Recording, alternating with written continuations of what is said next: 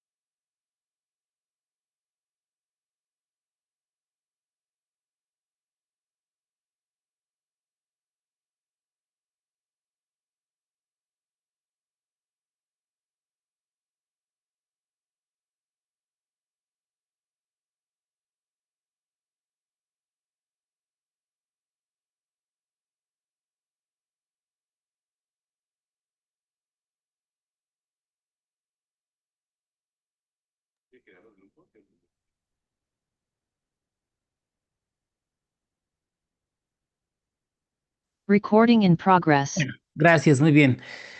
Entonces nos vamos a basar básicamente en el Michans. Es el contenido, como habrán visto, es muy poquito en cuanto, sobre todo vamos a hacer hincapié al potasio y al calcio más que en el sodio.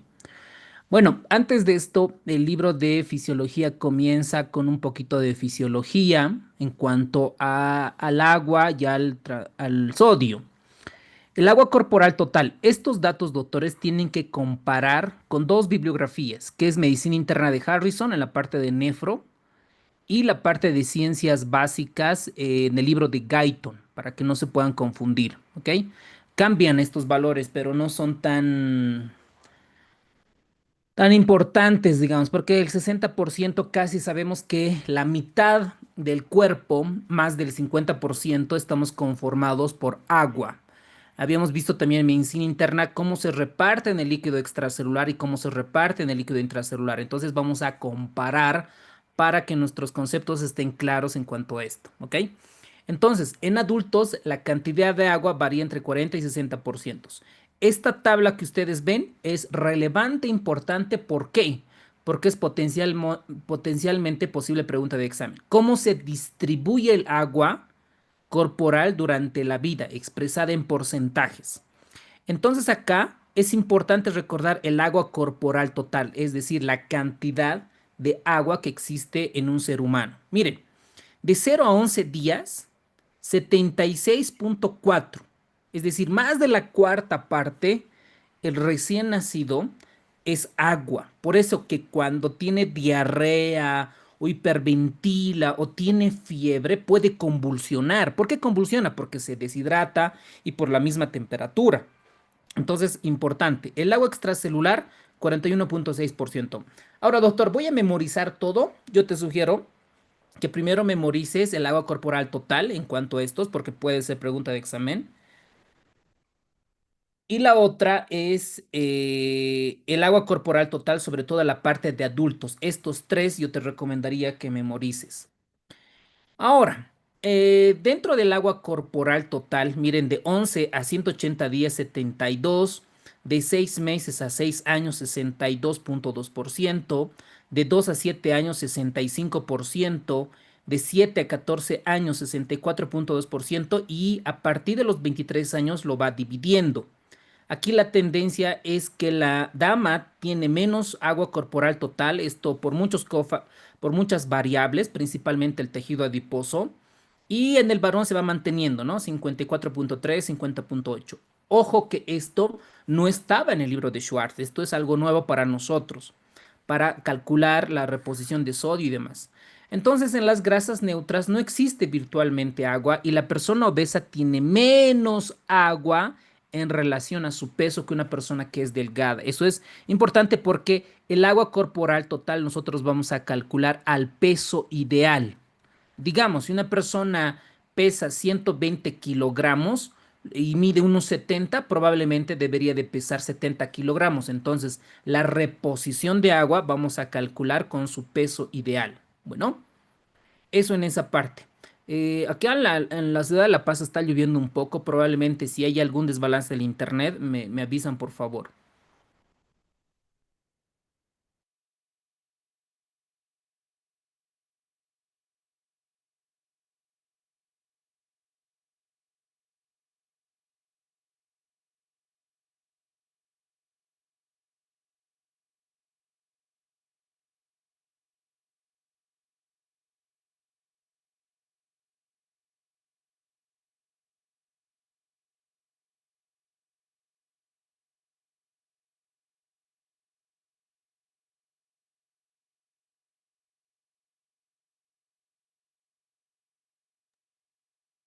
Entonces, este agua corporal total, nosotros sabemos, digamos, de una persona, ¿no? De esta agua corporal total, se va a dividir en dos principalmente, en el líquido extracelular y en el líquido intracelular.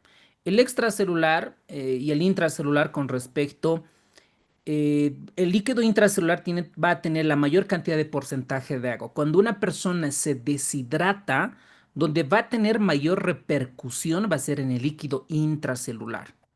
Ahora, el líquido intracelular se divide en plasma, en el líquido intersticial, el agua ósea inaccesible y los líquidos transcelulares.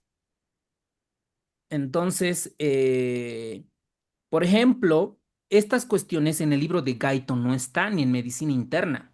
Entonces, algunos puntos relevantes que vamos a tomar en esto. Por ejemplo, el líquido intersticial y la linfa, más o menos, nosotros hacemos un dibujo, esta es la célula y esta es otra célula. Vamos a tener ahí el intercambio, ¿no? El líquido intersticial y la linfa. Y toda, digamos que nosotros tenemos ahí un vaso sanguíneo, ¿no? Está el glóbulo rojo, el glóbulo rojo, el glóbulo rojo, las plaquetas, y tenemos plasma allí, tenemos plasma. Entonces, de este plasma, lo que se va a filtrar va a ser linfa o líquido extracelular. Esta linfa, perdón, ¿Sabes si está haciendo su éxito? Leslie, por favor, su micrófono. Por favor.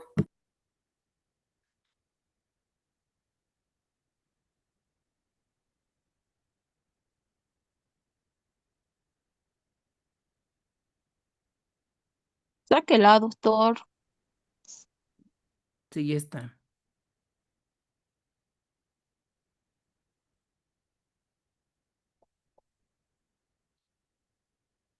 Bueno, no sé dónde estaba.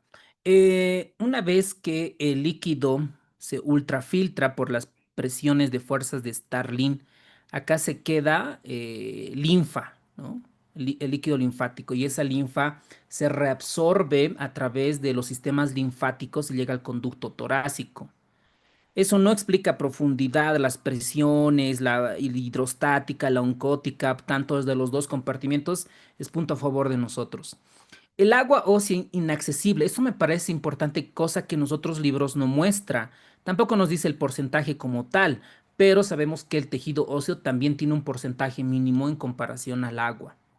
Los líquidos transcelulares. Los líquidos transcelulares principalmente está la saliva, el jugo del páncreas, el hígado, la tiroides, el líquido cefalorraquídeo y el líquido intraluminal. También me parece relevante porque cuando uno, por ejemplo, pierde mucho líquido, mucho contenido gástrico, puede llegar a ciertas alteraciones. Por ejemplo, si pierde ácido, va a generar alcalosis metabólica. Por eso es importante ver el líquido transcelular.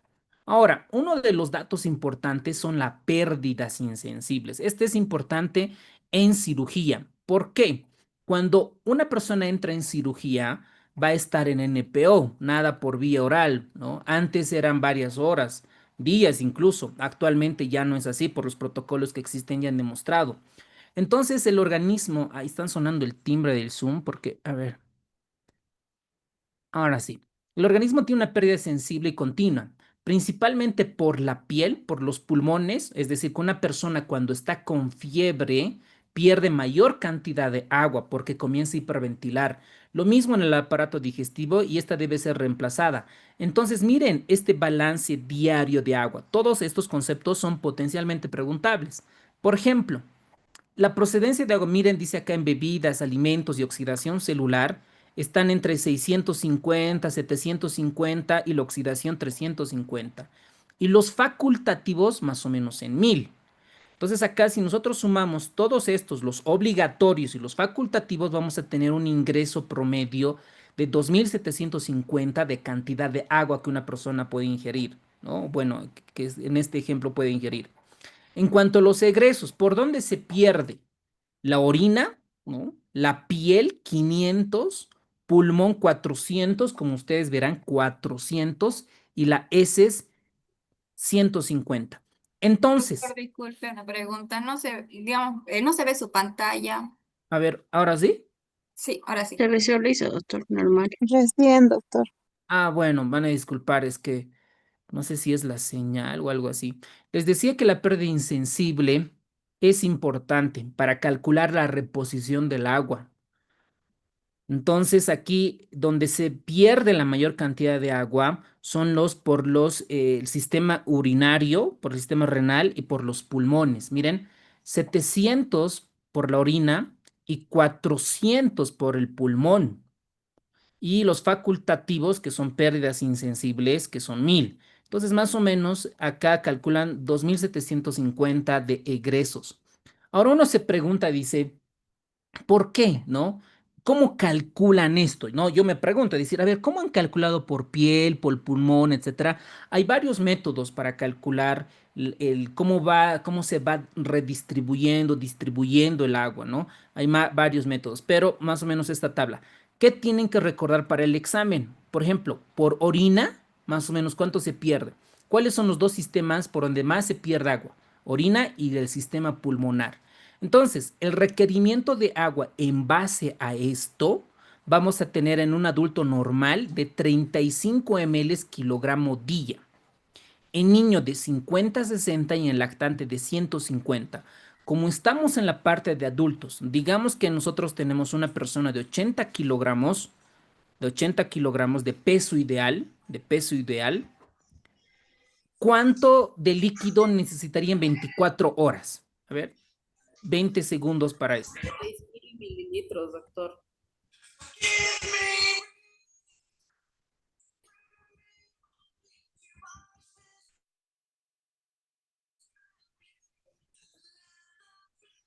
2800.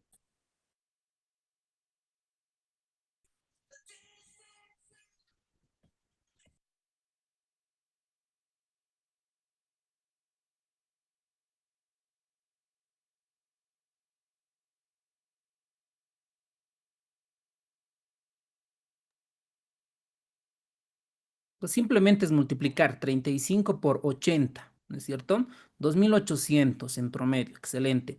Entonces, cuidado en el examen nos puedan pescar. Por ejemplo, una persona obesa que tiene 120 kilogramos y mide 1,60, ¿cuánto es el requerimiento de agua diario? Entonces, lo calculan al peso ideal, ¿no? Cuidado, no solo sobre los 120, sino el peso ideal y ya le calculan a 35. Por ejemplo, en mi memoria, yo calculo a 30. Bueno, por el sesgo de medicina interna y de terapia intensiva, ¿no? A 30, pero esto estamos en base a la bibliografía, dice 35. Entonces, como nosotros vamos a dar examen de esto, entonces es importante ver 35, ¿ok? Muy bien. Ahora, ¿qué más vamos a tener esto? El balance y la distribución del sodio. Dice que el sodio total del organismo vamos a tener de 4200 y 5600 mil equivalentes de sodio. El libro no especifica específicamente cloruro de sodio o en realidad es solo sodio como refiere el texto.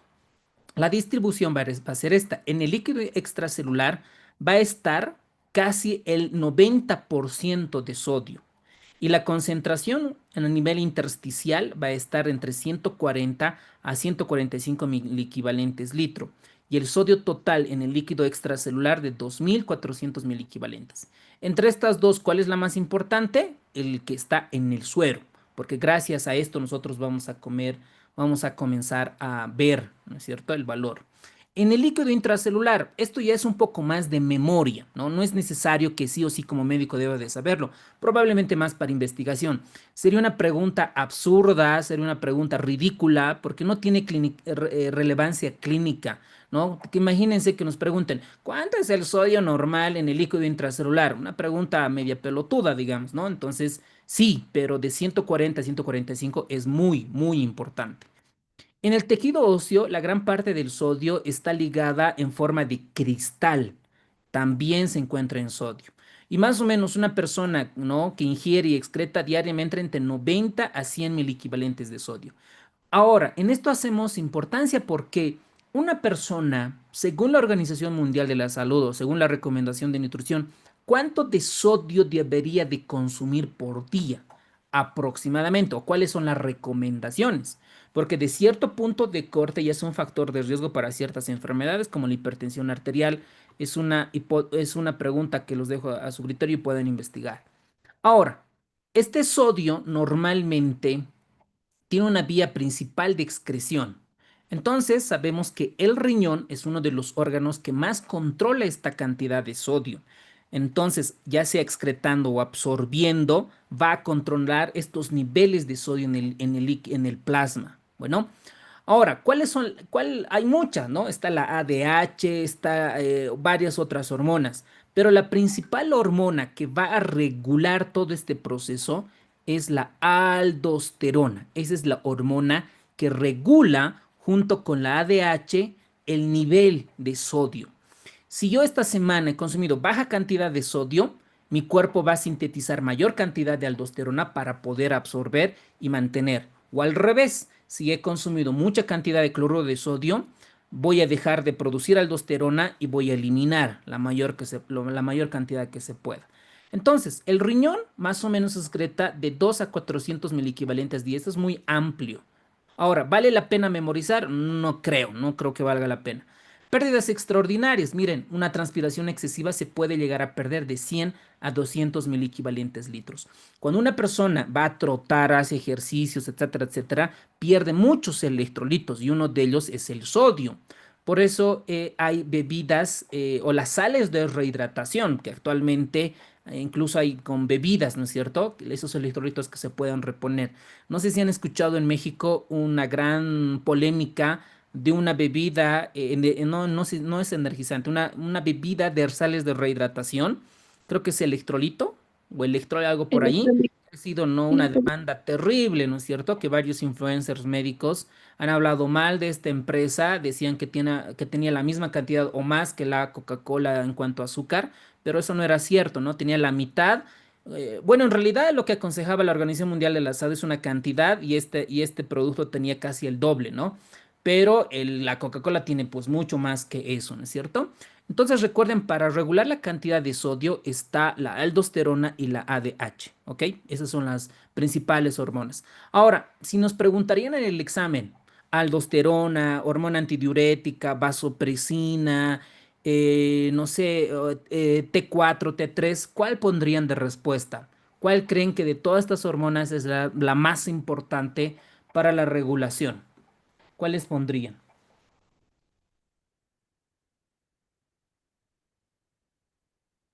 La aldosterona, ¿no es cierto? Muy bien, doctores. La aldosterona es la que más, ¿no? Ahora, ¿cómo actúa la aldosterona? Nosotros sabemos que en la nefrona tenemos la arteriola aferente, el glomérulo, el túbulo contorneado proximal, el asa de Henle y la parte distal. Entonces, la aldosterona va a actuar en el túbulo contorneado distal. En esta parte actúa. ¿Cómo va a actuar? Va a actuar absorbiendo sodio y excretando o eliminando potasio e hidrogeniones. ¿Ok? ¿Qué hace la aldosterona? Jala sodio y excreta potasio. Jala sodio y excreta potasio. ¿A qué voy a ir con esto? Para entender los trastornos de la aldosterona. Por ejemplo, una hiperplasia suprarrenal, un hiperaldosteronismo. ¿Qué es lo que vamos a encontrar? Mucha cantidad de aldosterona, entonces va a absorber mucho sodio, mucho sodio. Entonces el paciente, ¿qué va a tener? Hipernatremia con hipocalemia, ¿no ve? Entonces, hay una pregunta ahí que les he mandado al grupo de WhatsApp. Dice, ¿no? Que un paciente que tiene hiperplasia suprarrenal, ¿qué es lo que va a tener? Hipernatremia hipervolémica. ¿Por qué hipervolémica? Porque el sodio es un osmolito activo que jala agua, que atrapa agua, entonces por ende va a jalar agua, por eso es hipernatremia hipervolémica, ¿no es cierto? O al revés, vamos a hacer acá de un color, a ver, permíteme, ¿dónde está mi pizarra? Mi cambio de color. Un paciente que tiene una tuberculosis renal, ¿no? Suprarrenal, perdón. Entonces baja la cantidad de aldosterona, hay un hipoaldosteronismo. Por lo tanto, no va a poder absorber sodio. Entonces el paciente va a tener hiponatremia con hipercalemia. ¿Me dejo entender? Entonces ya se juegan simplemente con la hormona para ver de qué patología se trata. Ahora, otra hormona, está la aldosterona, la ADH, ¿no ve? Que controla el sodio. Otra hormona es el péptido natriurético auricular. Como ustedes habrán visto el libro de Michans, un poco antiguo, no habla mucho del ADH ni de receptores. El Medicina Interna de Harrison está mucho más profundo, ¿no? Mucho más detallado. El péptido natriurético auricular también controla el sodio. Ustedes saben que estos péptidos se liberan cuando hay mucha cantidad de líquido en las aurículas y en los ventrículos en el corazón. Entonces, cuando una vez se dilata, comienza a eliminar, ¿no? Hay una natriuresis. Esta es la función de los péptidos natriuréticos auriculares. ¿Ok? Muy bien. Ahora, otro concepto importante es la osmolaridad. ¿Qué es la osmolaridad? Nosotros, en nuestro torrente sanguíneo, tenemos varias sustancias que están nadando ahí en nuestro plasma. Está nadando sodio, está nadando glucosa, está nadando urea y también están nadando fosfatos, potasios, hormonas, están nadando la albúmina, las globulinas, los anticuerpos, todos están nadando. Pero de todos estos componentes que ustedes ven, hay osmolitos activos y otros muy activos y otros que son inactivos, ¿no es cierto? Ahora, una de las moléculas que más osmolaridad, la que tiene presión osmótica, la que jala agua, va a ser el sodio y la glucosa. Por eso son estas dos variables que intervienen en la osmolaridad. Bueno, entonces, ¿qué es la osmolaridad? No simplemente la cantidad de solutos De que... noche tiene ¿Perdón? avena.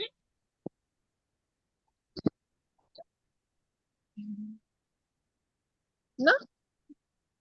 Vera, por favor, su micrófono.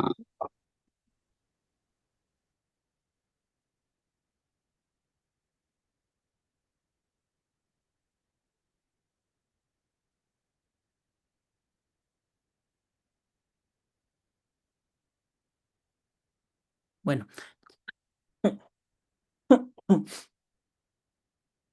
les comentaba. Ay, permíteme un rato.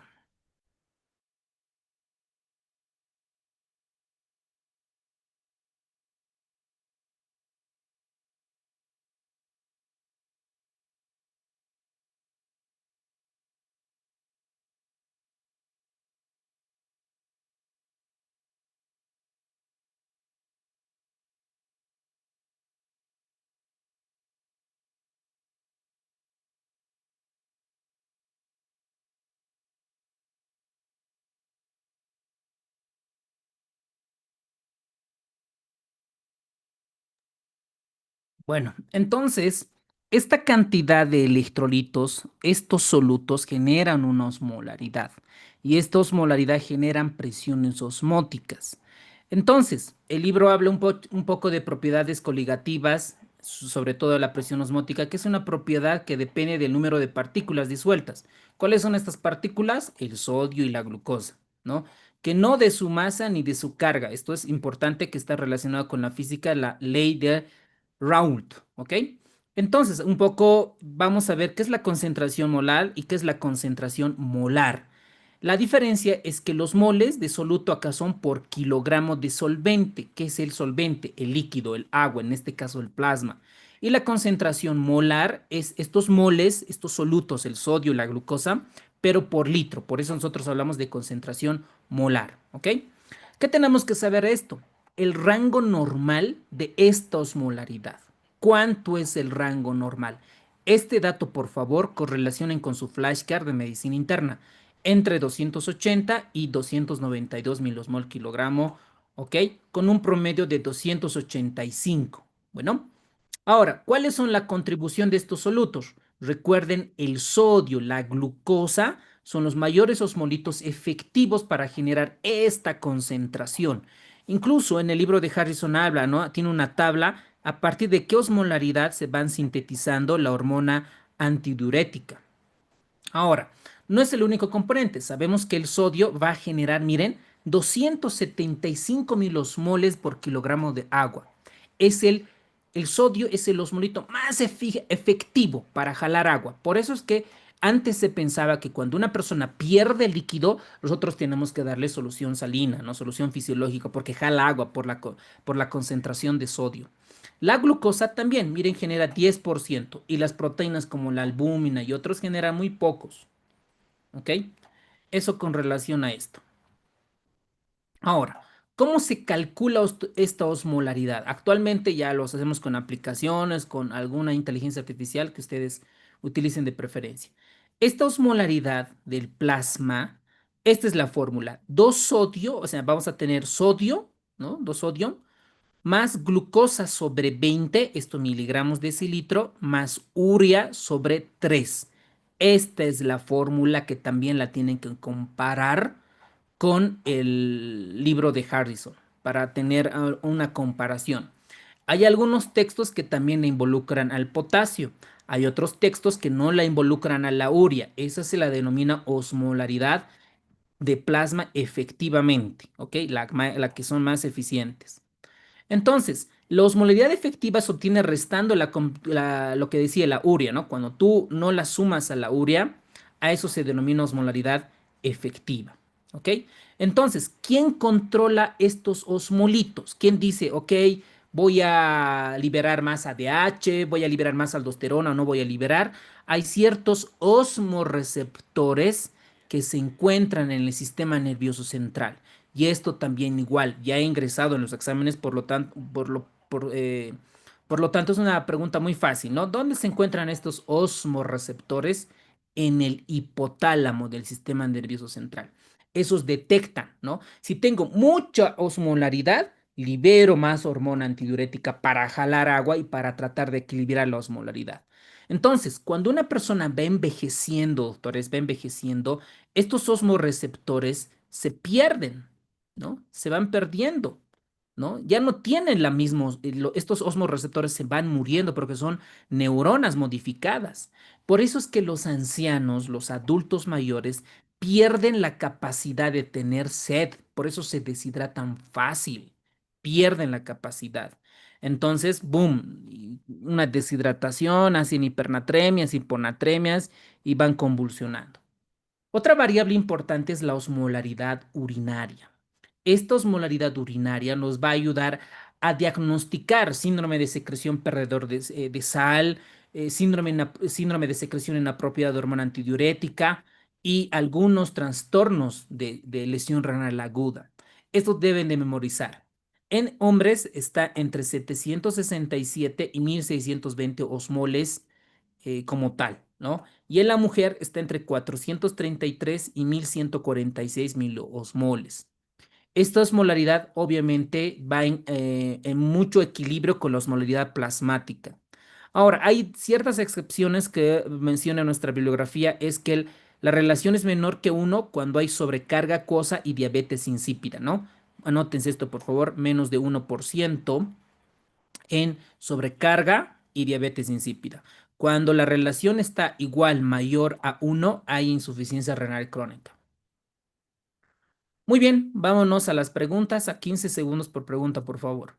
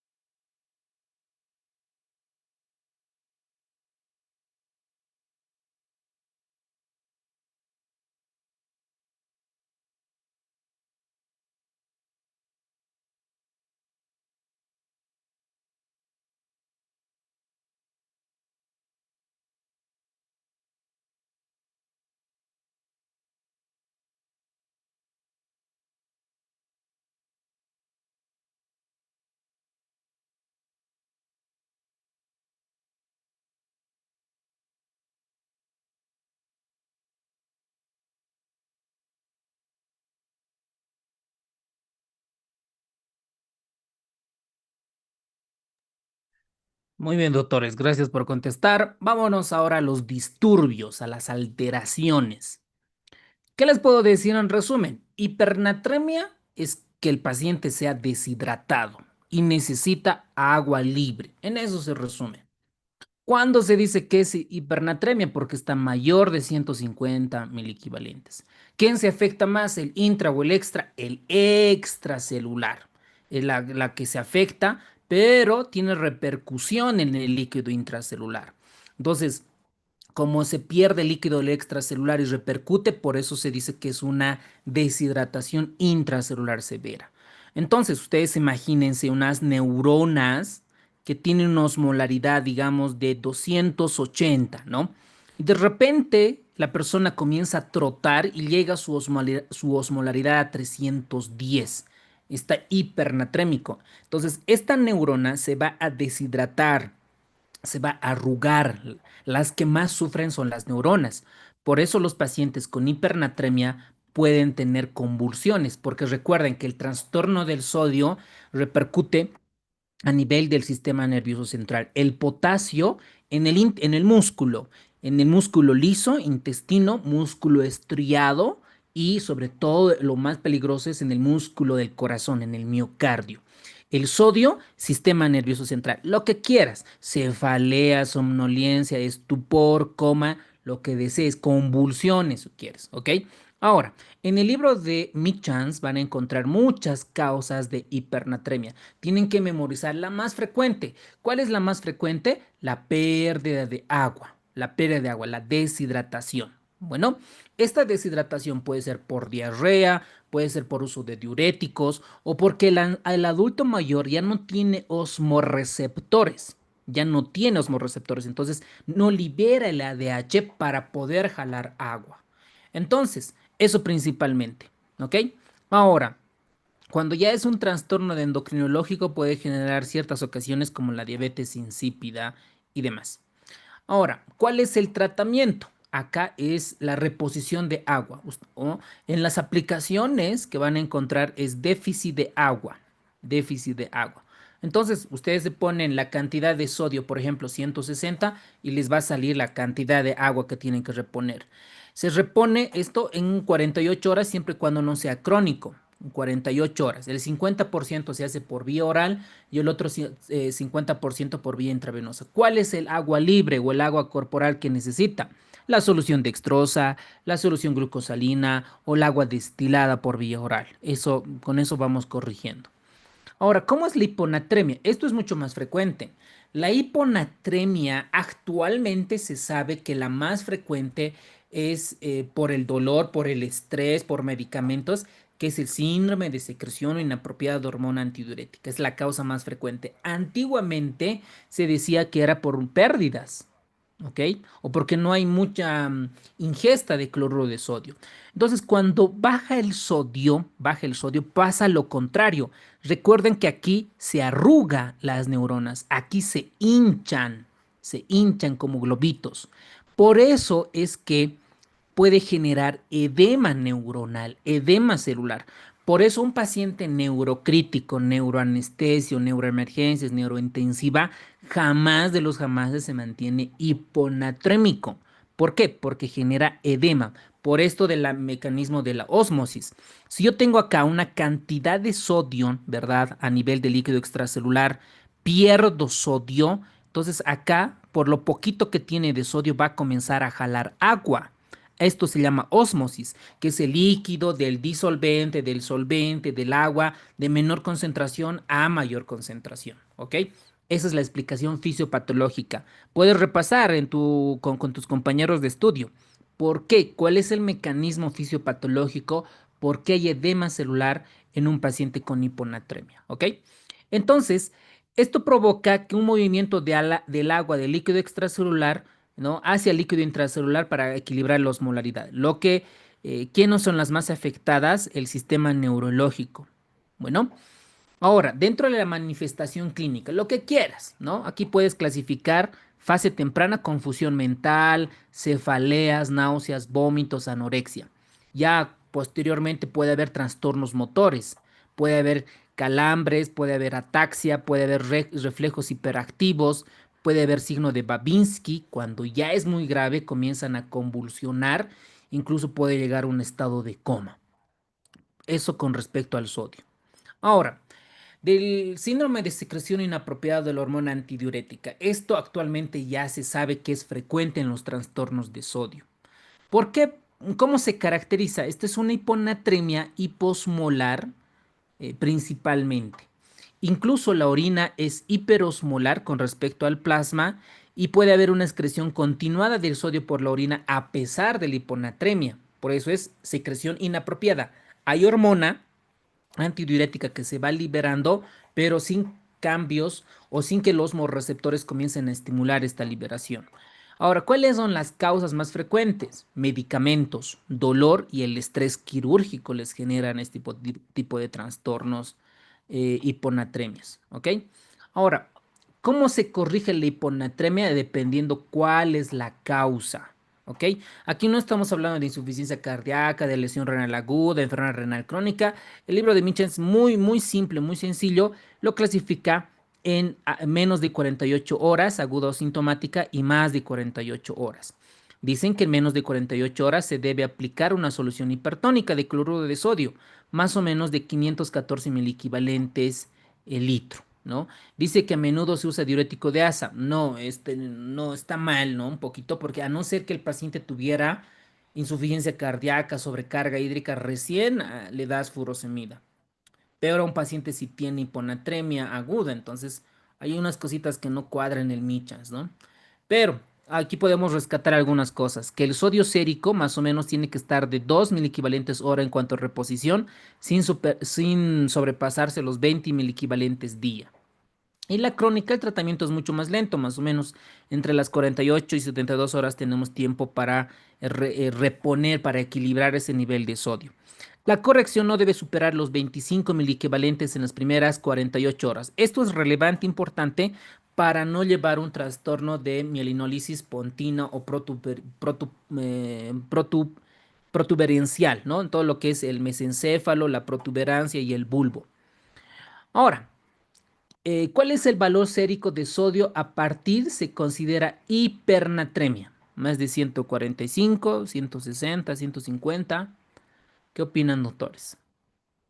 Excelente, muy bien. A partir de 150 miliequivalentes. ¿Cuál es la principal consecuencia fisiopatológica del aumento de sodio extracelular? ¿Qué pasa? ¿Se deshidrata? ¿Hace edema? ¿No pasa nada? Ingreso del agua al interior de la célula, ok. Aumento del volumen intracelular, salida de agua de las células, disminución del volumen extracelular, incremento de la presión arterial intracelular. Entonces, cuando lo malo es que hay salida de agua de las células, ¿no? ¿Por qué? Pues hipernatremia. Recuerden, aquí tienes la célula y si está con mucho sodio a nivel extracelular, ¿qué va a pasar? Salida de agua. ¿Y qué va a pasar con la célula? Se va a deshidratar, va a tener confusión las neuronas, ¿no? Es decir, confusión, letargo, convulsiones y demás. Muy bien. ¿Cuál es la causa más frecuente de hipernatremia? Lesión renal aguda, hiperaldosteronismo, diuréticos ahorradores de potasio, aumento de ingesta de sodios o pérdida excesiva de agua libre. Muy bien, doctores. Habíamos comentado que la causa más frecuente es porque un paciente se deshidrata mucho. ¿Y en quién es más frecuente la hipernatremia? En los abuelitos, en los adultos mayores, ¿no? Es clásico encontrar porque están en su casa, no les dan agua y tampoco él quiere tomar, ¿no? Porque no le llega sed. Entonces genera hipernatremia. Y alguien puede decir, ¿y se pueden morir? Claro, puede convulsionar, hace insuficiencia respiratoria, hace un paro respiratorio, hace paro cardíaco. Lo mismo cuando convulsiona, ¿no? A veces ni siquiera llegan, ¿no? Simplemente a veces no quieren comer, no quieren comer, ¿no? O se desorientan, hacen delirio. No sé si ustedes han visto a los abuelitos que a veces comienzan durante el sueño, comienzan a despertarse, no pueden dormir o se desorientan. Lo primero es hacer un laboratorio y buscar trastornos del sodio. por supuesto, ¿no? Y tú corriges el sodio y ya está normal, ¿no? Porque incluso yo he visto casos que les llevan al psiquiatra, ¿no? Porque están en delirio un hiperactivo, ustedes han debido ver, ¿no? Se desorientan o se caen. Entonces, eso es por trastorno del sodio. Por eso en un paciente geriátrico, los geriatras lo dominan bien, en un paciente que tiene delirio, lo primero es descartar que no tenga trastornos del sodio, por supuesto.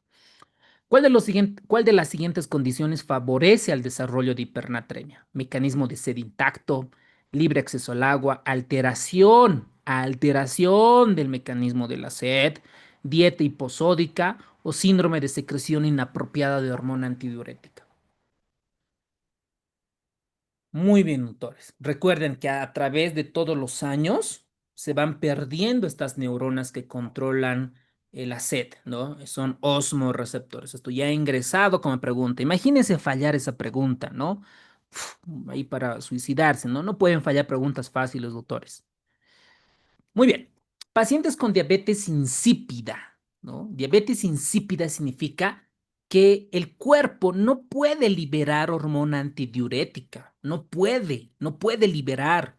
Porque recuerden, la hormona antidiurética es la que nos previene de la deshidratación.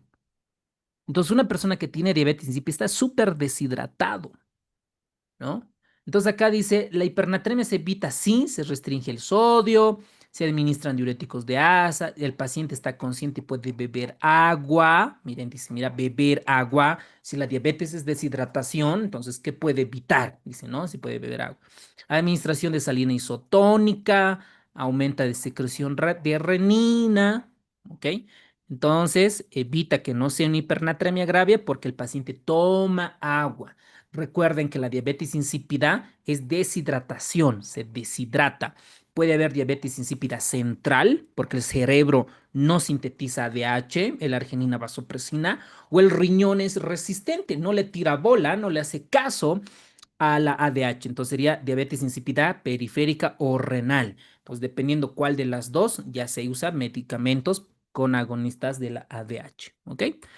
Muy bien. ¿Cuál es el compartimiento que más afecta la hipernatremia? Muy bonita pregunta.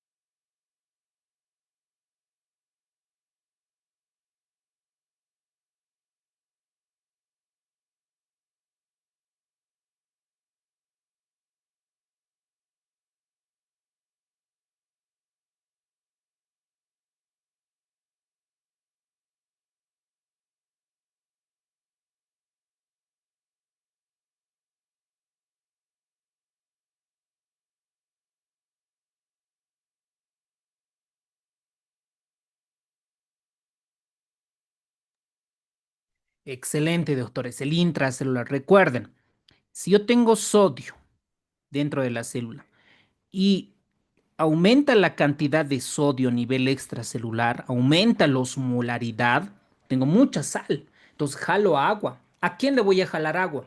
Al líquido intracelular. ¿Qué va a pasar con la célula? Se va a arrugar, se va a deshidratar las neuronas. ¿Ok? Entonces, eso con respecto al líquido intracelular. La hipernatremia se asocia principalmente con retención de sodio, pérdida de sodio, déficit de agua corporal total, hipervolemia, hipersecreción. Yo creo que un estudiante de medicina podría responder hipernatremia. Ah, pues porque retiene sodio, ¿no? Así en su lógica, en la ignorancia médica, ¿no? Hipernatremia, retención de sodio. No, no. Aquí es porque hay déficit de agua corporal total. No es que le damos sodio al paciente, no es que le damos cloruro de sodio, ¿no? Más bien pierde agua. Hay un déficit de agua, ¿no? Muy bien. Por eso es que en la hipernatremia nosotros no damos medicamentos para eliminar el sodio. No, necesitamos agua, agua. Por eso damos agua libre en hipernatremia. El síntoma neurológico más frecuente de hipernatremia severa, ya esto hemos visto en Harrison, ¿cuándo es severa? la hipernatremia y qué causa, qué causa, ¿no? Muy bien, doctores. Convulsiones. Muy bien. La hipernatremia secundaria, pérdidas extrarrenal. Ah, bonita pregunta. ¿Qué significa extrarrenal? Que probablemente se pierda por quemaduras. A ver, vamos a poner acá. Por quemaduras o por el sistema digestivo, principalmente vómitos, o porque hay una fístula, esto en cirugías, u otras condiciones. ¿Qué pasa con el sodio urinario? ¿Es alto, bajo? Recuerden, siempre traten en fisiopatología, ¿no? El riñón es el que controla, el que dice qué va a pasar. Tiene que estar bajo, ¿no? Muy bien. ¿Cuál es el signo clínico característico de la deshidratación intracelular? Esto es por hipernatremia, ¿no? Por supuesto. ¿Qué es lo que pasa? Hipotencia el paciente, se altera el sistema nervioso central, se altera el corazón haciendo bradicardia, o hay hipertermia, hipocalcemia. ¿Qué opinan, doctores? ¿No? Todo parte de acá, deshidratación intracelular, esto es hipernatremia, porque el sodio jala agua, le quita agua al líquido intracelular, ¿no? Muy bien, doctores. Recuerden que el sodio siempre es sistema nervioso central. Muy bien. Eso es con respecto al sodio, doctores. Ahora vamos a lo más bonito, lo más alucinante, que es el potasio, el que mata vidas si está bajo o está alto. Este potasio en el organismo es el catión más importante dentro de la célula. Cuidado, ¿no? Hay una pregunta en el examen de la RESI. En el examen de la RESI decía, a ver, ¿cuál es el catión más relevante, importante del organismo? Decía, ¿no? Y en sus opciones está glucosa, está sodio y está catión. Digo, pues esta pregunta está hiper mal planteada porque el sodio, ¿qué es? Catión. No puede estar pues dentro de las opciones, profesores, ¿no ve? Entonces hay cositas que, como para darles un cabezazo, ¿no ve? Pero hay cosas que pasan. Ahora, el catión más importante dentro de la célula, cuidado, dentro de la célula es el potasio, ¿no? Es el potasio. ¿Qué yo tengo que saber? 3500 en el varón, 2500, todavía vale madres, ¿no? O sea, nos vale madres. ¿De qué nos sirve aprender? No, tendría que ser un docente muy pelotudo así, alguien que pueda hacer la pregunta, decir, ¿cuánto de potasio corporal tenemos? ¿Para qué me sirve como médico saber? Me servirá pues qué alteración produce en el electro, cómo voy a tratar, cuál es el mecanismo de acción, algo relevante, algo importante que valga la pena. No hacer una pregunta así X, ¿no? Ya eso depende mucho para los docentes. Ahora, este potasio, doctores, este potasio, la mayor cantidad va a estar en el líquido intracelular y un porcentaje de 3 a 5 miliequivalentes litro va a estar en el extracelular. Eso representa el 2%. Esto, doctores, sí es importante. A los estudiantes de primer año, de segundo año, obviamente les tienen que decir de memoria, ¿no ve? ¿Cuánto es el valor normal del potasio? ¿Cuándo es leve, moderado, severo, hipercalemia? Lo mismo en la hipocalemia, lo mismo, ¿ok? Entonces, esta concentración que está en nuestro plasma puede tener ciertas repercusiones a nivel de nuestro cuerpo. Ahora, ¿cuál es la función del potasio? Mucha función. El potasio es clave, doctores. Primero, ustedes saben que el corazón, su corazón de ustedes y de sus pacientes y familiares, hace sístole, diástole, diástole, ¿no ven? Hay un propiedad eléctrica de excitabilidad, ¿no? Se excita solita, se despolariza, hipopolariza, repolariza las células. ¿Y quién hace que se vuelva esto? ¿Quién crees que conserva todo este proceso? Las neuronas, y tiene que ver mucho el potasio por el potencial de reposo. Por eso es que cuando sube o baja el potasio, lo que más se afecta es el músculo. Los tres tipos de músculo, doctores. El músculo estriado, su músculo, el bíceps, el músculo del corazón, miocardio, y el músculo liso del intestino. Ahí afecta. Si yo sé lo básico, puedo hacer manifestaciones clínicas. ¿Qué pasa fisiopatológicamente en la hipocalemia? aumenta la diferencia de concentración transmembranal. La hipocalemia predispone a la hiperpolarización. Si ustedes recuerdan nuestras primeras clases de fisiología, la hiperpolarización es cuando una célula se vuelve cada vez más negativa. Ejemplo, el potencial de reposo vamos a imaginar que es menos 90 milivoltios. Cuando hay hipocalemia, está menos 100, está menos 120, favorece a la hiperpolarización. Entonces, a la célula le cuesta excitarse, le cuesta despolarizar, le cuesta despolarizar. Entonces, por eso es que la hipocalemia disminuye la excitabilidad celular. Entonces, el corazón no tiene fuerza, pues. ¿De dónde va a sacar? Necesita potasio porque le cuesta despolarizarse, porque de menos 90 entraba sodio, boom, despolarizada, ¿no? Fácil. Pero como está menos 100, menos 120, la cantidad de sodio que ingresa para cambiar de polaridad no es suficiente. Por eso el corazón late muy lento. Y en el electrocardiograma todo van a encontrar alargado, ¿no? Todo alargado, bradicárdico, entra en fibrilación y hace paro cardíaco, ¿ok? Entonces recuerden la fisiopatología: hipocalemia, hiperpolarización. ¿Qué significa hiperpolarización? Cada vez más negativo. El potencial de reposo, menos 90, menos 100, menos 160. Ahí en fisiología nos pueden preguntar mucho. ¿Cuánto es el potencial de reposo en el corazón, en las neuronas, músculo estriado, músculo liso? ¿No? Ufa, nos pueden tumbar rápido con eso, ¿ok? Pero yo creo que estos datos ni el más electrofisiólogo, cardiólogo, neurólogo se debe saber todo de memoria, ¿no? Hay simplemente algunos puntos. Porque a veces cada cosa que preguntan, ufa, mucho de desear, ¿no? Ok, la hipercalemia es al revés. Al revés. Como el potencial de reposo, digamos que es menos 90 lo normal, ya no es menos 90, es menos 60. Entonces, una pizquita que ingrese de sodio, ¡pum! Despolariza rápido, ¿no? Despolariza rápido, es hiperexcitable. Tú le tocas un poquito de sodio, ¡boom! Hace fibrilación ventricular, taquicardia ventricular, hace arritmias cardíacas, ¿no? Rápido, entonces favorece, ¿no? Todos estos. Eso es lo que pasa. Entonces, en cirugía, doctores, ya dan un enfoque quirúrgico, jamás a los pacientes posoperados se los mantiene con hipocalemia. ¿Por qué, doctores? ¿De qué se preocupan los cirujanos? Cuando uno le opera de la vesícula, del apéndice, un tumor gástrico, un tumor de células renales claras, ¿de qué se preocupa el cirujano? Al día siguiente, ¿qué cosa ve en el paciente? Aparte de ver de la herida, que no haya infección, complicaciones, ¿qué cosa más pregunta el cirujano? Tolerancia de vía oral. Eso. ¿Cómo está, señora, señor? ¿Ya puede tomar?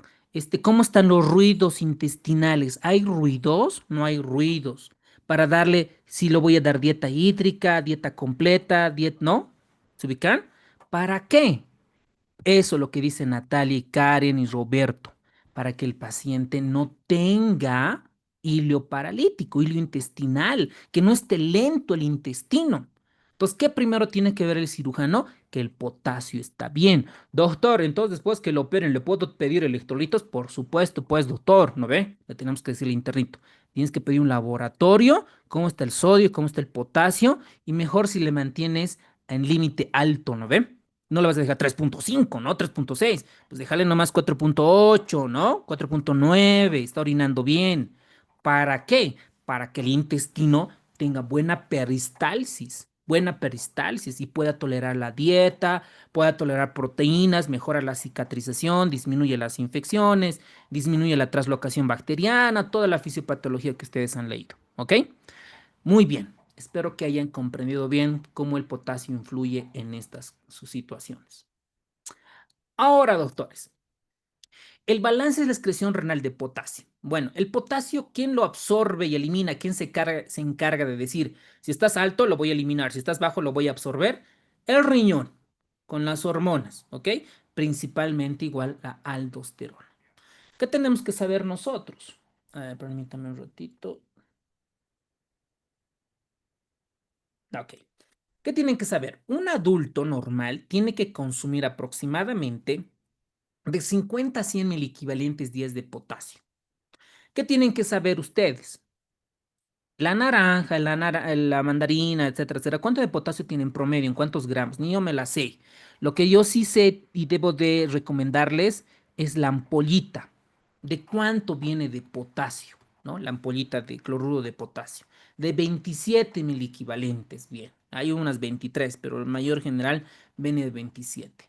Entonces, más o menos en la dieta que le vas a dar, la parte administrativa, etcétera, etcétera, comienza, ¿no? A incorporar cierta dieta y esto va con nutrición, una dieta, no sé, si tiene lesión renal, bajarás la cantidad, por eso pones dieta para renal, ¿no? Para paciente renal, dieta para paciente diabético, porque los nutricionistas comienzan a calcular los electrolitos necesarios para que puedan tener, ¿ok? Entonces, la vía principal de eliminación es el riñón y las vías secundarias el sudor, la piel y las heces, ¿ok? Como de prefas, ¿no ve? Y el procesamiento renal aquí tiene que ver mucho. Esto es clave, esto es ya para nosotros, nivel especialista, ¿no ve? Este potasio va a ser regulado por varias hormonas, ¿ok? Principalmente, ay, otra vez esto, la aldosterona, la aldosterona. Recuerden que la aldosterona normalmente absorbe sodio y excreta potasio, ¿ok? Si el paciente tiene mucho potasio, se liberará mucha aldosterona para que se elimine potasio. O al revés, si le falta potasio, elimina menos y pues ya no elimina tanto, ¿ok? Entonces, el túbulo contorneal proximal al riñón absorbe el 70% del potasio filtrado. Igual la glucosa, el sodio, ¿no? El proximal es la clave. En el ramo ascendente, el potasio es reabsorbido pasivamente, no necesita alguna otra hormona porque ahí hay receptores. Y esta es la clave, doctores, en la parte distal. Este es el segmento principal porque la absorción o la secreción se hace de manera activa y es donde la aldosterona va a comenzar a actuar acá. ¿Ok? En el túbulo colector, específicamente en la cortical y en la medular, es donde van a secretar o reabsorber dependiendo cómo estén los niveles de potasio a nivel. Aquí la aldosterona es fundamental para estos procesos. ¿Ok? Muy bien, doctores. Ahora, ¿cómo se va a eliminar? La excreción urinaria normal del potasio suele ser entre 10 equivalentes litro en orina de 24 horas. Obviamente esto dependiendo de la cantidad de potasio a nivel sérico. Ahora, ¿qué pasa cuando baja? Cuando desciende el potasio, primero, ¿por qué puede descender? En la práctica diaria es porque el paciente tiene diuréticos, ¿no? O está orinando mucho por alguna razón, o porque en cirugía el paciente tiene vómitos, ¿no? Porque está con una patología intestinal obstructiva, por una hernia o por un vólvulo, etcétera, entonces vomita y se pierde potasio, ¿ok? Entonces, hipocalemia es cuando es menos de 3,5 y cuando ya es sintomático, cuando hay hilo paralítico, hay debilidad, hay arritmias, ya comienza más o menos a notarse cuando el potasio sérico está menos de 2,5 equivalentes. Entonces, un mecanismo es el ingreso insuficiente, ¿no? Porque no consume potasio. Otra es por pérdida del tubo digestivo, y esto es frecuente en cirugía, por succión gástrica, por diarreas, por fístulas, adenomas vellosos o por pérdidas renales. Esto es más para medicina interna, con patología renal y sin patología renal. El uso de diuréticos frecuente en medicina interna. En cirugía me atrevería a decir que las patologías digestivas es una causa frecuente de hipocalemia. ¿Ok? Ahora, hay otras cuestiones que es más de terapia intensiva urgencias, cuando la célula, cuando el potasio ingresa al líquido intracelular. Por ejemplo, en un contexto de acidosis metabólica y alcalosis metabólica cambian a alcalosis metabólica, cambian los niveles de potasio, ¿ok? Entonces acá, por ejemplo, en un paciente que tiene alcalosis, ¿ok? Que tiene alcalosis, puede favorecerse a la hipocalemia. O al revés, un paciente con acidosis casi siempre se acompaña con niveles elevados de potasio, por todo el intercambio, el shift que sucede dentro de estos, ¿ok? También tenemos el empleo de la nutrición parenteral, obviamente en pacientes que tienen, por ejemplo, han tenido una trombosis mesentérica, ¿no? Y han tenido que sacar una buena cantidad y necesitamos NPT, nutrición parenteral. Entonces, en esos casos también se repone la cantidad necesaria de potasio para ese tipo de pacientes. Ahora, ¿qué es lo que pasa? Cuando está menos de 3, ¿qué tiene el paciente? Fatiga muscular, debilidad, calambres. A ver, si ustedes van a recordar, cuando una persona toma mucha bebida alcohólica, pierde muchos electrolitos. Sodio pierde, por eso le duele la cabeza. Pierde el potasio, por eso les da calambres, el famoso tistapino, ¿ven? Les da calambres porque está en hipocalemia. Entonces, un zumito de naranja, piña, etcétera, pues le va a caer muy bien, ¿no? Regula los niveles de electrolitos y todo bien, va desapareciendo. Cuando ya está en menos de 2, ahí va la cosa. Hay isquemia muscular, puede haber rhabdomiólisis, revientan las células. Y en el músculo liso existe hilo paralítico. Entonces no hay buena peristalsis y por lo tanto el abdomen se distiende, hay ausencia de ruidos intestinales y el paciente no tolera bien la dieta, ¿no? Y las manifestaciones renales ya, ¿no? Todo lo que son la lesión renal. Y esto es lo más peligroso, doctores, en el sistema cardiovascular. Y esto suelen preguntar mucho, no solo en Bolivia, también en Argentina, Brasil, México y otros países. Cuando nosotros tenemos hipercalemia, digamos en el laboratorio te reporta 6,5 de potasio, ¿no? O te reporta 3, ¿no? Hipocalemia. Lo primero que tenemos que hacer es un electrocardiograma. ¿Para qué? Para ver si hay repercusión, ¿no? O porque puede ser un laboratoriazo, como suele pasar, ¿no? Decir, se equivocan los del laboratorio. Entonces, ¿qué predispone? Arritmias cardíacas. Arritmias cardíacas, ¿ok? ¿Y cuál es el más peligroso? Dice, ¿no? El libro de Harrison, digo, el libro de Michans, es la torsada en puntas, que es una taquicardia ventricular polimorfa. Entonces, aquí es clave. ¿Qué pasa? La hipocalemia, todo se vuelve lento, ¿no? Todo se vuelve lento. Entonces acá como todo se vuelve lento porque hay hiperpolarización, entonces esto es lo que pasa en el electrocardiograma. Miren, hay una disminución, incluso hay inversión de la onda T. Miren, acá, ¿no? Hay inversión de la onda T. Hay depresión del segmento ST, ¿no? Puede haber depresión del segmento ST. Y alguien dirá, doctor, ¿me puede confundir con un síndrome coronario agudo? Por supuesto, ¿no? La hipocalemia puede generar depresión del segmento ST. Hay aparición de la onda U, ¿no? Esto que ven de color del número 3, la onda U. Entonces, estos diagnósticos, sabemos que hay repercusión en el electrocardiograma, ya debemos reponer el potasio. Entonces, una pregunta clásica, y esto debería de estar en mi chance, ¿cuánto voy a reponer por vía periférica? ¿Cuántos miliequivalentes en hora, en por litro, en 24 horas? ¿Y cuándo voy a reponer por catéter venoso central? Ese dato es importante, es relevante, eso debería estar en nuestra bibliografía, porque en un paciente con hipocalemia tengo que reponer a través de la fórmula, ¿cierto? Ahora, el tratamiento, dice, por vía oral, es un paciente con hipocalemia leve, ¿no? Y el paciente esté tolerando, yo puedo dar cloruro de potasio y otro tipo de concentraciones por vía oral. Por vía endovenosa ya es para hipocalemias moderadas a graves. Esto es el dato, doctores. Miren, yo la concentración tiene que ser 80 miliequivalentes litro y más o menos yo debo de reponer 40 miliequivalentes hora en cuanto a infusión. Este dato, doctores, es importante. Si digo 40 miliequivalentes hora, doctores, ¿cuántas ampollas más o menos debería de preparar la solución? ¿Con cuántas ampollas? Sabiendo que el cloruro de potasio más o menos, ¿no? Tiene una cierta cantidad de cloruro de potasio.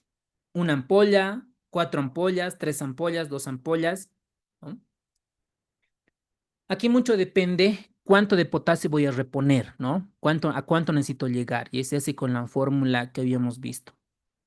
Entonces, cuando ya es un déficit muy acentuado, se hace un máximo de 3 miliequivalentes por kilogramo de peso en 24 horas. Ahora, cuando la hipocalemia es muy grave, entra torsada de puntas, ¿no? Hace arritmia cardíaca. Entonces, este es el electrocardiograma, es una taquicardia ventricular polimorfa que es característica de torsada de puntas. ¿Ok? Pregunta para ustedes, doctores. ¿Cuál es la causa más frecuente de hipocalemia refractaria? ¿Por qué les digo esto? Porque ese es, digamos, la respuesta es el tratamiento para la torsada de puntas. ¿Cuál será? A ver, veamos en el chat.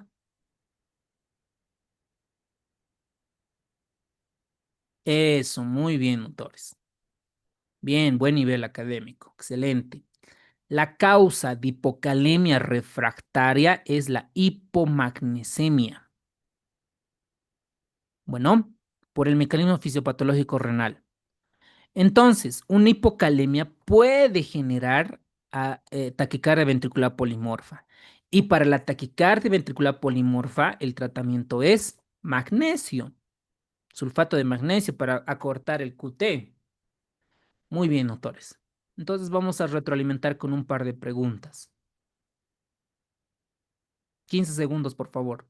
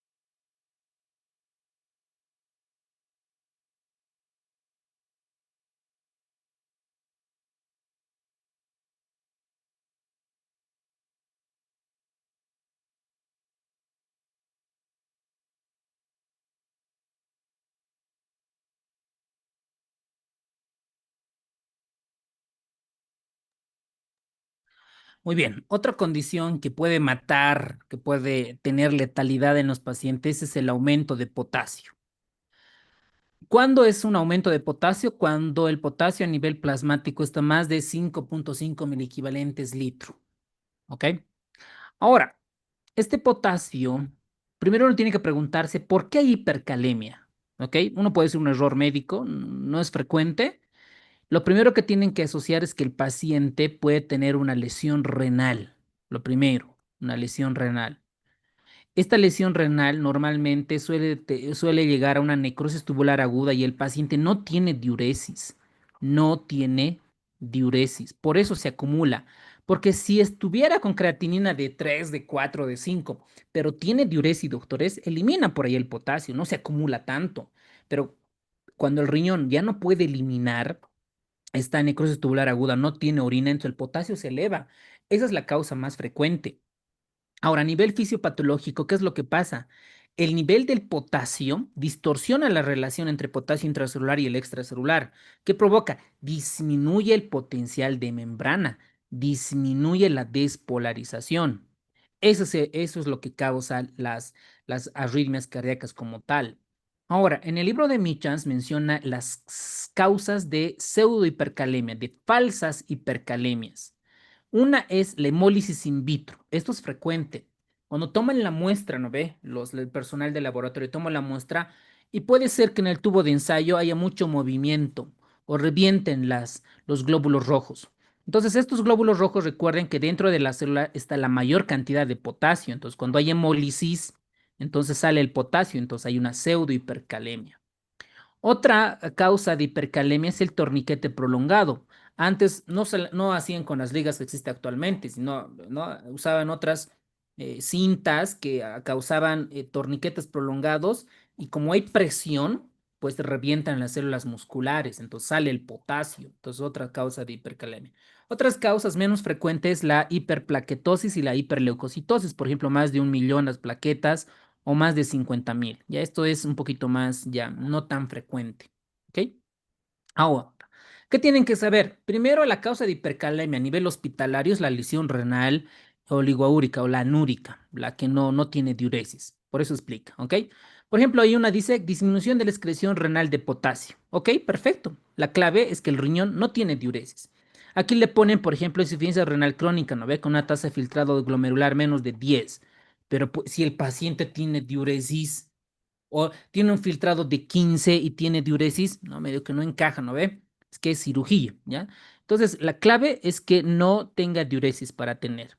Ahora, puede haber pacientes que tengan buen filtrado glomerular y una puede ser que tenga déficit de mineralocorticoides. Obviamente, ¿no ve? Cuando disminuye la aldosterona, doctores, no hay secreción de potasio, ¿no? Entonces el potasio se acumula. Entonces aquí todo lo que tenga que ver con disminución de la aldosterona, por ejemplo, la insuficiencia suprarrenal, enfermedad de Addison, ingreso deficitario de sodio, ¿no? Esto es un poquito más, no sé si está mal esto, ¿no? Dice ingreso deficitario de sodio, no sé qué tanto se correlaciona, creo que es un error esto acá.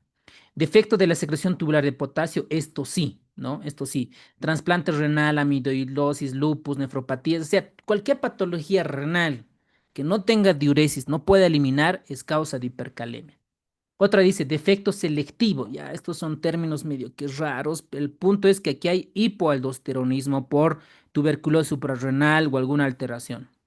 Bloqueo inducido por drogas, ok, espironolactona, triamtereno, amilorida, ciclosporina.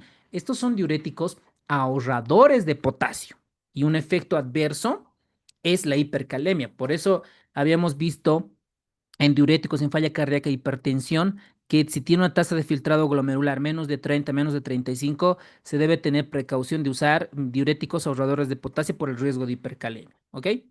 Traslocación de potasio celular. Recuerden, un paciente que está grave, que está chocado, ¿no ve?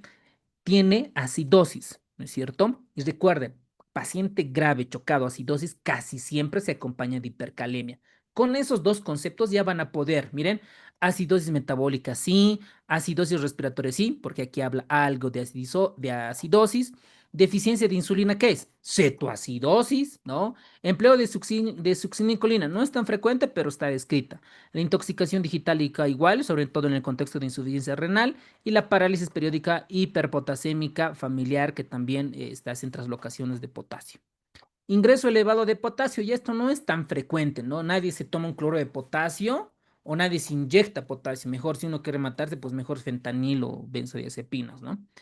Y algunas desviaciones urinarias, como anastomosis urinario yeyunal, que esto es frecuente en cirugías oncológicas.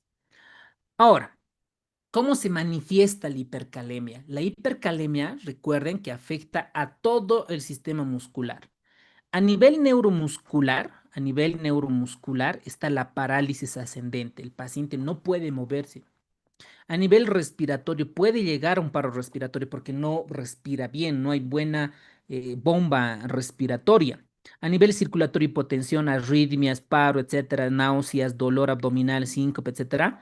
En la práctica es las arritmias cardíacas. ¿Ok?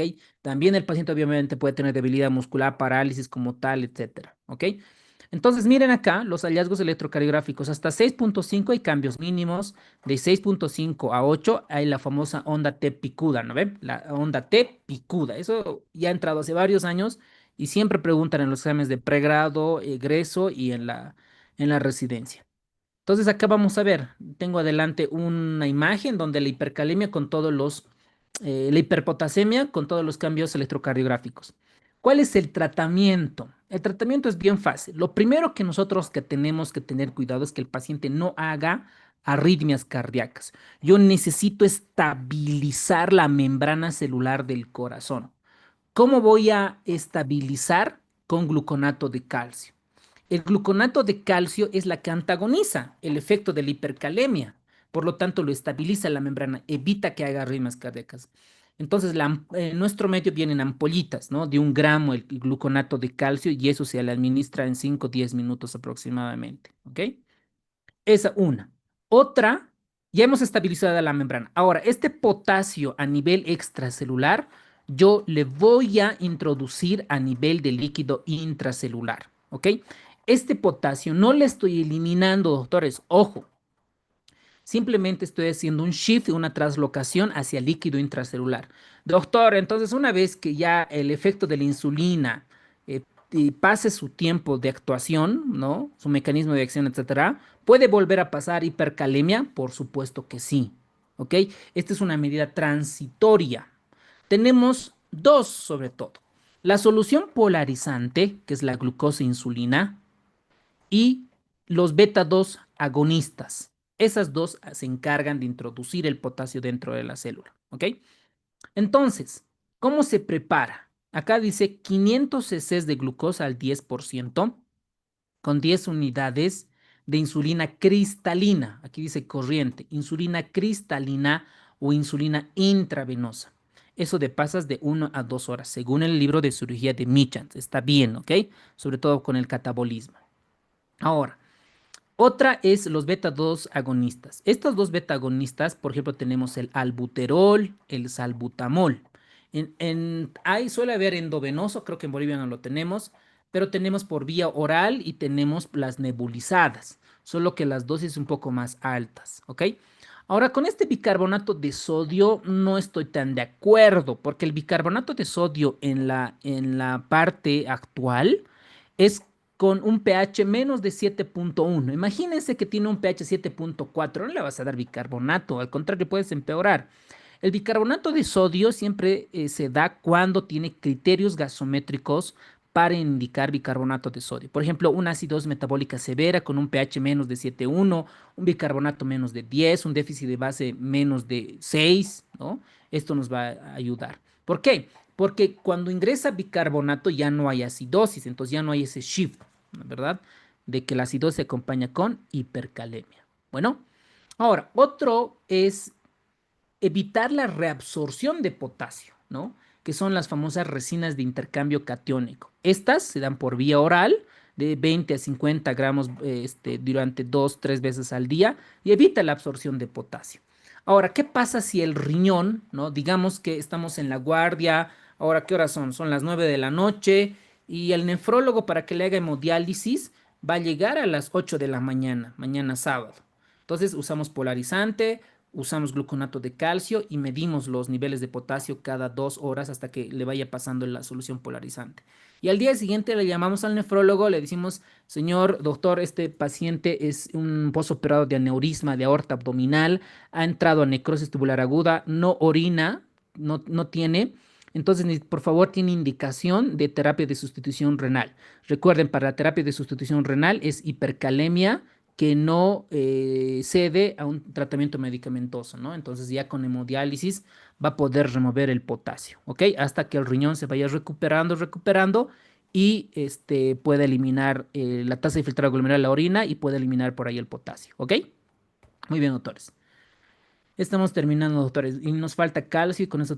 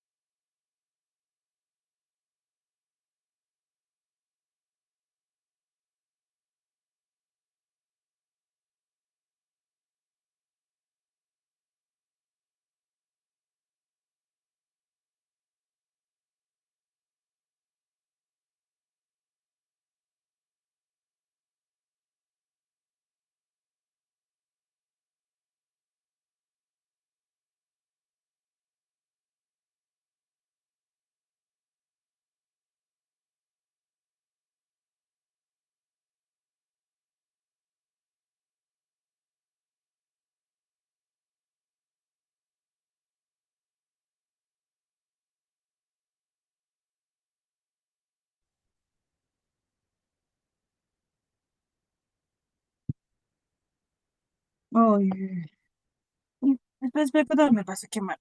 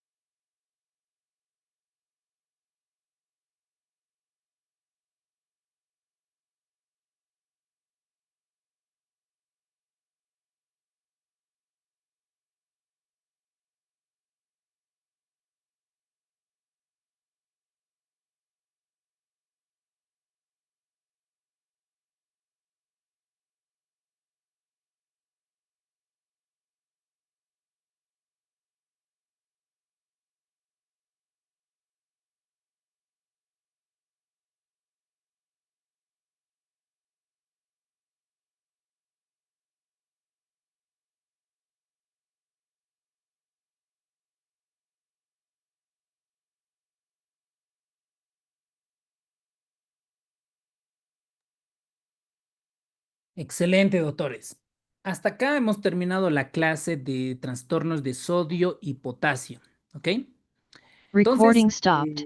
ahora, sí tenemos una pregunta más. Miren, con el potasio más de 8 miliequivalentes, ¿qué puede observarse? Una arritmia cardíaca, primero. El paciente puede fallecer, ¿no es cierto? Entonces acá, recuerden que el potasio, es decir, cuando aumenta el nivel del potasio, se van alargando, ¿no es cierto? Aparece la onda T y se va alargando y puede llegar a una fibrilación ventricular y un paro cardíaco. Y básicamente acá es el estrechamiento del QRS y los bloqueos y la asistolia, ¿no? Esto, asistolia, recuerden, es parte de paro cardíaco. Muy bien. Un factor que potencia las manifestaciones de hipercalemia es la acidosis. A ver, buscaremos. Hipercalcemia, hiponatremia, alcalosis. No, no, no, no, no. Tiene que ser acidosis, recuerden. Que potencia, dice, ¿no? Fío elevada, hipovolemia aislada. Excelente, ¿no? Recuerden que el potasio tiene que además ver mucho con los trastornos del sodio. La hiponatremia se empeora con la hipercalemia, ¿ok? O al revés también. La translocación extracelular de potasio se ve recuerden igual, la hipercalemia se asocia con acidosis, con aumento de hidrogeniones, ¿ok? Casi siempre. O al revés, ¿no? La disminución de potasio se acompaña con disminución de hidrogeniones, alcalosis, en otras palabras, ¿ok? ¿Cuál es la medida inmediata? Eso está fácil. ¿Qué tenemos que hacer ante una hipocalemia y tiene repercusión a nivel del corazón? ¿Qué hacemos? Primero administramos polarizante, le llamamos al nefrólogo para que haga la terapia de sustitución renal, o rezamos agua bendita. Lo primero es calcio. ¿No ve? Muy bien, doctores. Muy bien, Rolando, Natalia, excelente. Primero, calcio. ¿Cuál es el esquema de insulina? La solución polarizante en realidad se puede armar de muchas maneras, ¿ok? Muchas formas, pero esta es básicamente la fórmula del libro de cirugía de Michans, ¿no? Es el libro de cirugía de Michans. ¿Cómo voy a preparar, no? Y está bien, ¿no? Es de 200 a 500 ml. Sería nuestra preparación de la indicación sería así. Miren, doctores, solución dextrosa al 10%, 500 cc más insulina cristalina o endovenosa, si quieren, cristalina más 10 unidades internacionales intravenoso para 2 horas, ¿no? Y aquí le añades glucemia capilar, ¿no? Glucemia capilar o laboratorial a las 2 horas, ¿no? A las 2 horas después del inicio de la solución polarizante, si quieres, ¿no? Para que la enfermera se dé cuenta. ¿Por qué le das dextrosa y no le das ringe lactato, ringe normal? ¿Por qué? Porque la insulina hace hipoglucemia. Por eso damos, ¿no? Porque recuerden que una unidad de insulina cristalina cataboliza 4 gramos de glucosa. Entonces, 500 cc ya se imaginan cuántos tiene, ¿no? Cuántos gramos tiene. 10% es en cada 100 cc, tiene 10 gramos. 500 cc va a tener 50 gramos, ¿no es cierto? Entonces ya esa es la conversión para no generar hipoglucemia. Por eso se prepara en dextrosa, para no generar hipoglucemias. Muy bien, con el calcio, doctores. Este calcio, pues, está dentro de electrolitos, pero es exclusivo para ustedes, para los que se han quedado hasta el final, ¿ok? Ahora, ¿qué tenemos que saber? Los que he estado revisando, ¿no? De todas las preguntas, y hay un par de preguntas que han ingresado, sobre todo con las hipercalcemias malignas. Es muy poco probable, que se vea frecuentemente. Por ejemplo, así de manera práctica, ¿cuándo se ve calcio? O sea, ¿cuándo se ve hipocalcemia? Cuando a un paciente se le quita la tiroides, en un cáncer de tiroides, entra a una cirugía de tiroidectomías y se lo llevan la paratiroides, porque son como arvejitas, difícil, ¿no? Entonces, cuando se lo quitan la paratiroides, el paciente hace hipocalcemia. Eso es frecuente, ¿ok? No pueden respirar, etc. ¿Cuándo hacen hipercalcemia? Sobre todo en síndromes paraneoplásicos, en oncología. Y eso es lo que vamos a ver. Miren, El calcio, por obvias razones, está en el esqueleto, ¿no? Está como fosfato cálcico. En tejidos blandos de 2 al 3% y en el líquido extracelular el 1%. Entonces, el calcio plasmático representa, miren, el 0.03% total. Este porcentaje se divide en unida proteínas 40%. ¿A quién se une? A la albúmina. Y doctor, ¿esto puede afectar la concentración plasmática? Sí, por eso se calcula, se corrige. Te van a pedir, o tú le puedes pedir a tu R1, a tu R0, ¿cuál es el calcio corregido? Doctor, calcio corregido, sí, se tiene que corregir a la albúmina, porque el 40%, casi la mitad, está unida a la albúmina. Este de calcio, en todos estos 7 años que estamos dando clases para la recién, nunca lo hemos tomado la parte de calcio, ¿ok? La primera vez que estamos dando. Entonces, otro dato es el calcio ionizado, o el calcio no ionizado, que está como bicarbonato, fosfato y citrato. Y otro 50% es el calcio ionizado. En los laboratorios, doctores, te reportan los dos, el calcio total y el calcio ionizado.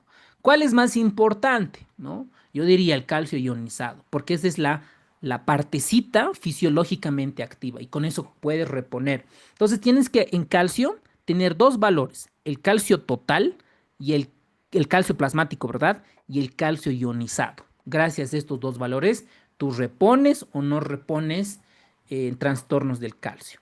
Miren, aquí tenemos, miren, la proteína sérica, miren, de 5 a 6, y cómo tiene una correlación con el calcio a nivel de 8 miligramos, 9 miligramos, hasta 10 miligramos de cilitro.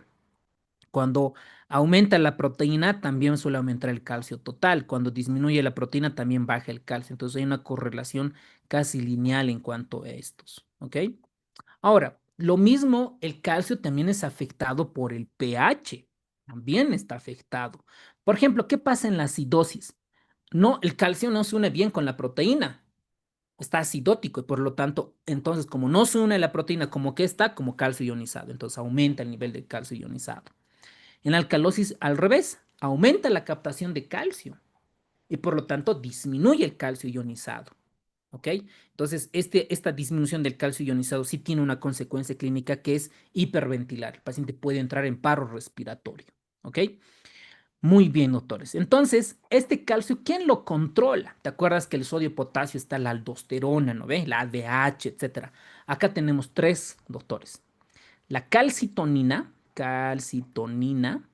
la PTH, la hormona paratiroidea o la paratormona, y la vitamina D, el 1.25 de hidroxicolecalciferol, que es la forma D activa. Esos tres controlan. Y es un poco más compleja, sobre todo cuando el paciente tiene patología renal. ¿Quién produce la calcitonina y la paratormona? Unas glándulas que están al lado de la tiroides. Lo voy a hacer acá de color rojo, que son las glándulas paratiroideas. Esas liberan la calcitonina y la PTH con las células principales y otras, ¿ok? La PTH es la que se encarga de elevar el calcio a nivel plasmático. La calcitonina es la que disminuye el calcio. Listo. La vitamina D es la que modula, la que forma receptores para absorción de calcio. Entonces, indirectamente podríamos decir que aumenta los niveles de calcio sérico. ¿Ok? Esa es la función. Ahora, ¿el calcio quién la controla? La PTH, la calcitonina, la vitamina D, junto con el riñón. El riñón, en el túbulo contrario proximal, va a absorber el 60% del calcio. En la rama ascendente del ácido en gel, el 20%, y en el túbulo distal aumenta la reabsorción de calcio siempre cuando el paciente tenga hipocalcemia. Ahora, ¿cuáles son las causas de hipocalcemia? Muchas. ¿Qué tienen que aprender para cirugía? Pacientes posoperados de tiroides, las tiroidectomías, ¿ok? Por un cáncer de tiroides, etcétera, etcétera. Y hemos tenido casos así. Hace unas 2 semanas, doctores, había una paciente que le operaron, ¿no? El cirujano oncólogo le sacó la tiroides junto con el cirujano de cabeza y cuello, y el paciente hizo insuficiencia respiratoria una vez que lo han extubado. Ahí bolas al anestesiólogo porque no le hizo la prueba de fuga porque había un edema laringio y aparte el paciente estaba con hipocalcemia. Esa es la causa más frecuente. Ahora veamos qué dice. Relacionadas con la PTH, obvio, cuando le quitan la glándula paratiroides, ya no hay PTH, ¿no? Ya no hay paratormona, entonces insuficiencia paratiroidea, supresión paratiroidea y otros en varios, ¿ok? Aquí esta es la clave, post-tiroidectomía, esa es la clave. Relacionadas con la vitamina D, por supuesto, sobre todo en pacientes con lesión renal, sobre todo las enfermedades renales crónicos tienen hipovitaminosis D, ¿ok? Entonces eso les genera también hipocalcemia, por eso a los pacientes renales crónicos se les da suplemento de calcio, ¿ok? Luego relacionadas con los quelantes, no es tan frecuente, relacionadas con la captación de proteínas y relacionadas con drogas. Principalmente aquí vamos a destacar al glucagón y a la colchicina. Cuadro clínico. Ahora, aquí van las preguntas clásicas. Han debido escuchar el signo de Chopsteck y troceado, ¿no? Que siempre preguntan en fisiopato, en cuarto año y demás. Primero, ¿qué tiene? En la hipocalcemia, recuerden que el calcio es la fuerza de la contracción muscular, ¿no? Necesita calcio el músculo para poderse contraer. Como no hay calcio, hay debilidad muscular. Siempre razonamiento fisiopatológico. Entonces, básicamente, cuando hay parálisis, no tiene fuerza el músculo, entonces tiembla, ¿no? Ante un golpecito o alguna compresión. Y básicamente eso traduce el signo de Chopsteck y troceado. Por ejemplo, ¿qué es el signo de Chopsteck? Cuando percutes, ¿no? Una parte del rostro, entonces hay, ¿no? Hay una semicontracción, hay tetania. Entonces es signo de Chopsteck positivo.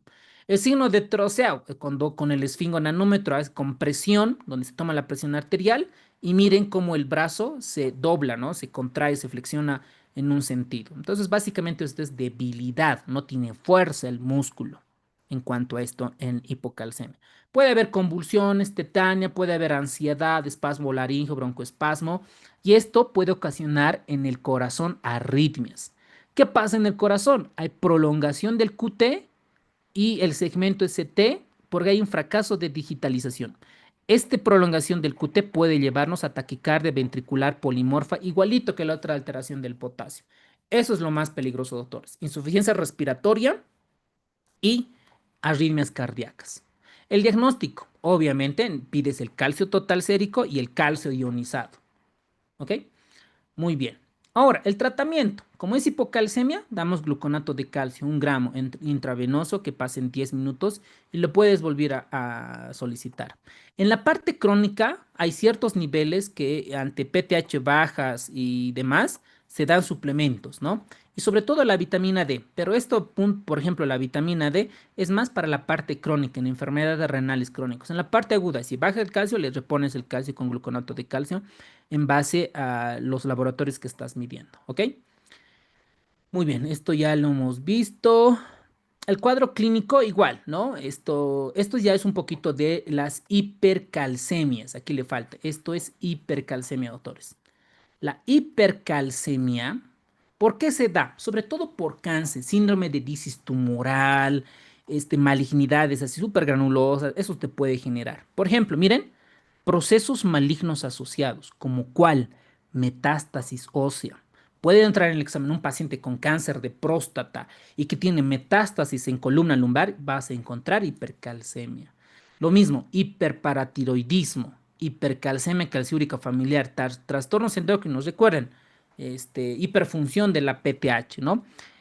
Procesos granulomatosos, como cuál, la sarcoidosis, tuberculosis, dependiendo qué órgano afecte, nos puede generar una hipercalcemia. Hipervitaminosis, síndrome de leche y alcalí, diuréticos tiacídicos son causas infrecuentes de causas hipercalcemias. Recuerden aquí la clave es los procesos malignos y la hiperfunción de la glándula paratiroides. Ahora, ¿cómo tiene el paciente? Igual, afecta al nivel del sistema nervioso muscular.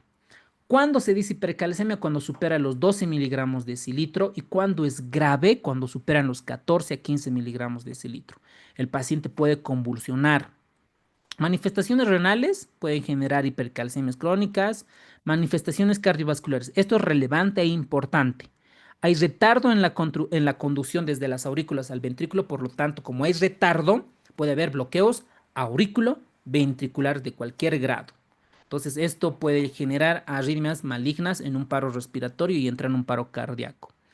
¿Qué más puede haber la hipercalcemia? Generar pancreatitis, deterioro mental, depresión, Puede haber calcificaciones extraóseas como condrocalcinosis, pseudogota, la osteoitis fibrosa quística como vimos, enfermedad renal y otras. Ahora, ¿qué hacemos en la crisis hipercalcémica? ¿Cuándo se presenta esto? Cuando el paciente tiene procesos malignos. ¿Y esto qué tiene el paciente? Lesión renal, deterioro del estado mental, hipotensión y marcada debilidad. Eso es, el paciente puede fallecer por una arritmia cardíaca. ¿Qué hacemos entonces con el calcio? Sacar del cuerpo. Si el paciente tiene el riñón, la función renal normal, tiene diuresis, damos furosemida. ¿Ok? Necesitamos diluir con solución salina 2 litros, 3 litros y le damos diurético para que elimine ese calcio.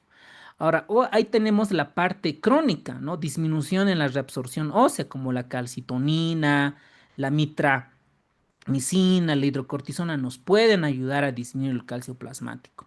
Y otra tenemos la formación de complejos de calcio, como fosfato orales, fosfato endomenosos y las diálisis, ¿no? En resumen, en la práctica diaria, darle unos 3 litros de solución cristaloide, dar diuréticos para que pueda bajar el calcio. Doctor, ¿qué pasa si no orina? ¿Está enfermo renal crónico o está necrosis tubular aguda? Llamamos al nefrólogo para que haga la hemodiálisis. Y listo, ¿ok? Eso, doctores, con eso hemos terminado la clase. Muchas gracias por estar en la clase. La próxima semana comenzamos con ginecología obstetricia. Hoy he terminado de armar el cronograma, está bonito. Y ahí, doctores, se juegan 40 puntos. 40 puntos. Me gustaría que obtengan los 40. Es cortito, es bonito ginecología obstetricia, pediatría, ni qué decir. Estudien lo más que puedan, doctores. Agarran el libro de Nelson o la otra bibliografía, agarren otro libro más de pediatría, otro libro más de pediatría o algún artículo de PubMed. Un tema estudien de 3 libros. Digamos, no sé, síndrome de dificultad respiratoria de recién nacido, reanimación. Estudian del libro, el resumen de SEAM y algún otro libro más. Listo, vas a aprender rápido. Aquí depende de ti nomás. Son 40 puntos, doctores, en esta fase. Tienen que aprovechar. Es el mayor consejo que les puedo dar, ¿ok? Buen resto de jornada. Voten bien, por favor, elijan bien y pues nos vemos la próxima semana.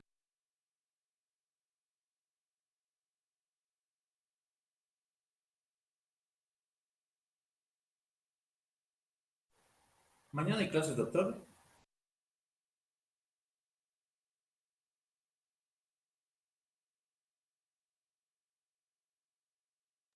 No, no, no, mañana no hay clases, no hay clases.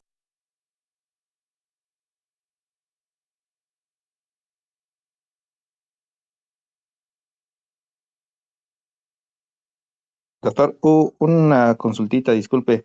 ¿Será que puede mandar más quizzes, por favor, para los quiz, para hacer más cuestionarios, si se pudiera? Claro que sí, doctor. Apenas termine, yo les voy a enviar, ¿ok?